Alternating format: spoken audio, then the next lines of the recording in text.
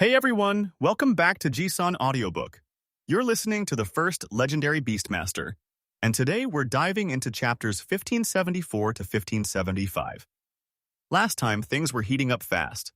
Power moves, hidden pressure, and the kind of tension that feels like it could snap at any second. And trust me, these chapters don't slow down.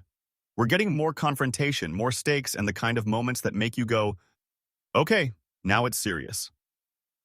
Before we start, if you're enjoying this series, hit like, subscribe, and turn on notifications so you don't miss the next chapters. And tell me in the comments, who's your favorite character right now and why? All right, get comfortable, plug in your headphones. Let's jump into chapters 1574 and 1575. The other gamblers in the room watched in amusement as the first mate gently stroked the villa stone, while ignoring the dimensional compass, which he had been eager to purchase only a few seconds earlier. If you would like to purchase it, I am looking for curiosities. Rare resources and trinkets that I might not have seen before, Carl suggested. They were a trading vessel, and he was from the New Home Merchant clan. He was even wearing their badge, so it shouldn't be a surprise to anyone that he wanted to trade. I think that we can come up with something. Cash in your chips and I will take you to the hold. No unattended chips, and they can't leave the gambling room.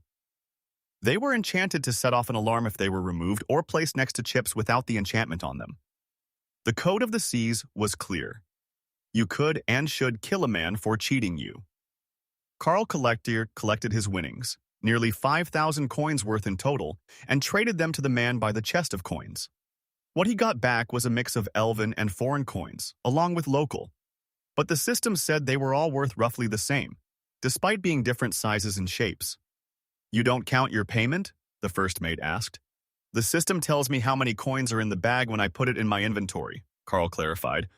Good function for a merchant. All right, first things first. Did you want the dimensional compass, or will you trade it for equivalent value? If there is something here worth buying, I will trade it. If not, I will take it with me and trade it later. The elf smiled. That was a good answer, and didn't commit Carl to anything. But they had all the good stuff on this ship. They just didn't show it to the public. In Carl's mind, Opal was laughing hysterically as he unintentionally cleared a man of the vast majority of his life savings, then managed to unwittingly access the hidden treasure hold of a Wave Rider trading ship. They were notorious pirates, organized crime on a global scale. But Carl just saw it as a gambling den, which the luck of the World Dragon would allow him to excel inside.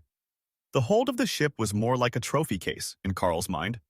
All sorts of rare items were on display, set out for purchasers or whoever came to admire them. The only downside was that most of them were weapons and accessories, and that was not what Carl needed. I imagine this isn't quite as impressive to you as to most who enter the room, given that you made the item you're looking to trade for treasures from the captain's personal stash. There should still be something, though. Carl stopped as something caught his eye.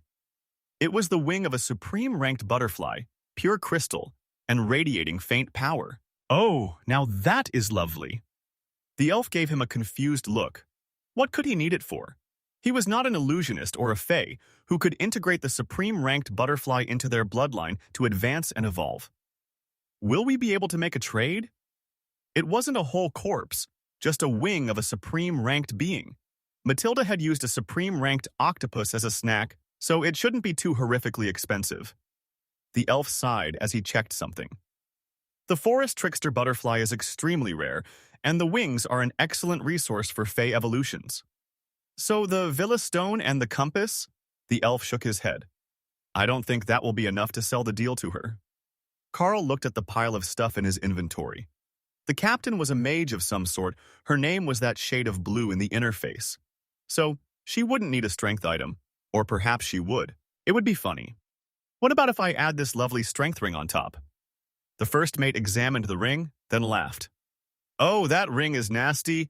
That is a lot of added strength. But you do know she is a mage, right? If you would like, I can teach her to use fist as well. It's quite effective in close quarters. The first mate blushed bright blue and choked on his words. Right? That could be taken a couple of different ways, especially by a sailor. The first mate paused as he sent a system message.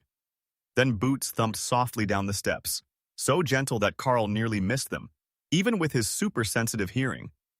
Only the fact that he had soul sight made him certain that it was the captain, and not an assassin or other stealth-type class. "So you want my butterfly wing, do you?" she asked as she entered the room. "Indeed. I have offerings of treasures, a dimensional compass, a villa stone that can be used to turn your quarters into a highly defensible separate space, and a max stat strength ring with both base strength and a percentage bonus. Even for a mage, that much extra strength is useful. Plus, it's stylish. Act now, and I will upgrade the villa stone to include a bunny girl maid to see to all your needs. Or perhaps you prefer a nubile elven boy toy?" The captain smiled. "And who says that the clergy don't know the way to a woman's heart? Is there a way to make the appearance optional?" Carl nodded slowly. "Give me 5 minutes and I can do that. Just hand me the stone and I will make adjustments." Actually, he would take it back and make her a fresh one that looked the same. Altering a finished item wasn't that easy. "Do you have a preferred design? If I'm altering the space, I can make it look like anything." "If that's the case, make it look like a spider goddess temple. That would be best." Carl winked at her. "I know exactly the thing for you." Or Ray did. Ray really did know just what a spider goddess temple should have, and it was a bit horrific. But that was how every spider goddess temple was supposed to be. While the blue elves were sailors, they had come from the underground lands of the dark elves at the start. And some still followed the spider goddess instead of one of the water-based shamanistic elven gods. Carl quickly made a fresh stone and made it with the option to have the gargoyle constructs that served as maids appear as anything you wanted, within Carl's understanding, anyhow. He handed the captain the stone and she immediately activated it, leaving them all standing in a black stone altar room, with a dark elven fungi tree forest outside, designed after the dark elven dungeons that Carl had visited. The gargoyles the captain chose were designed to look like high priestesses, and the first mate took one look at them, then turned and walked right out the door, back onto the ship. "I think that he doesn't trust your good intentions," Carl joked. The captain laughed, and the priestesses changed to acolytes in simple black robes. "Men are supposed to be terrified of the high priestesses of the spider goddess. It's a bit surprising that you are not," Carl shrugged. "I have a skill to summon them, and I have a blood destruction demonic spider among my companions. I'm already familiar with the basic attitude of the spider goddess's followers." "This is lovely. It feels like it's an actual temple, like I can almost feel the goddess. Now, is there more to the space than just the altar?" "I did want to use it as my bedroom." Carl nodded. "There is a whole temple, with quarters large enough for hundreds, including a main bedroom, which would normally be for the high priestess, but it has all the luxuries. There is also a garden outside, so you can enjoy some time in the dark on particularly bright and sunny days. I don't know if the sailors still feel that need, but the dark elves despise going out in the sun nearly as much as the vampires do." "Not so much. Our magic has adapted over the centuries to the point where we're not dark elves anymore. At least not in that sense, but his has a feeling of nostalgia, you know. Plus, we never really got over that primal urge to do naughty things on the goddess's altar." Carl winked at her. "No wonder the first mate ran away on you." If the captain was startled that Carl wasn't rising to her bait, she didn't show it. Instead, she walked out of the room to inspect the rest of the space, with Carl following her. The temple was like any other, a black stone spire with the altar room on the main floor, followed by the common areas, then the sleeping areas, with the high priestess bedroom at the top. Outside, there were a few acres of trees, the bioluminescent fungi that grew deep underground and gave the dark elven cities their only light. Wonderful. Not only is it comfortable, it is portable. I can keep this active and let the crew hide in it, should we lose a battle and boarded. Noble self-sacrifice? That's startling." The captain laughed. "A class skill that lets me dive to the bottom of the ocean and breathe water for months on end. If the ship is lost, I will be presumed lost with it. But with this completely separate space, I can save some of my crew. Oh, I should check the clan to see if I can find a skill like that. I don't have much for water travel. I can fly, so I didn't really consider it. Such is the nature of dragons. That's why hiding underwater is such an effective technique. Unless it's a water dragon or a flood dragon, they'll never go looking for you in the depths." That was actually brilliant. "Well, I think that this will be perfect for you, but I should get back to my day. I have a friend who could really use the inspiration from that wing," Carl explained. "Ah, so it wasn't for you. That must be a very good friend." Carl nodded. "A bonded divine beast, part of my class abilities." "Now, that makes more sense. I couldn't guess what your class was when you came on the boat, but it's a beast-taming related one. What is it called, if you don't mind me asking? So I know the next time I see that color pattern. Ancient pet sitter. The captain froze. She was completely immobile, not even breathing, for 2 full seconds before she started moving again. I see. Well, congratulations on your advancement. I am certain that your class is going to be everything that you had hoped it would be.